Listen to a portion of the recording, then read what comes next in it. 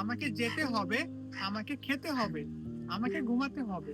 এই যে বাংলা শব্দের শেষে একটা হবে আছে। সো আমরা কি করে ইংলিশে এই হবেটাকে ব্যবহার করতে পারি। সো আমাদের একটা ব্যবহার করতে হলে একটা ফ্রেজ ইউজ করতে হবে। And that is have to. Have to মানে হবে, হ্যাভ টু মানে হবে এবং হ্যাজ টু মানে হবে।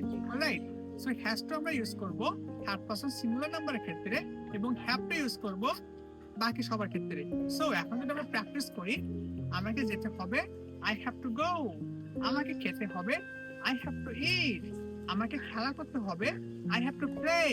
আমাকে এখন ঘুমাতে হবে, I have to sleep. So আমরা একটা স্ট্রাকচার ফলো করব, and the structure is that subject plus have to plus verb, object or extension. আমাদের হ্যাভ টুর পর একটা জাস্ট একটা ভার্ব বিয়ন ইউজ করতে হবে, দেন আমরা কিন্তু ইজিলি এই প্যাটার্নটা প্র্যাকটিস করতে পারি বা ব্যবহার করতে পারি।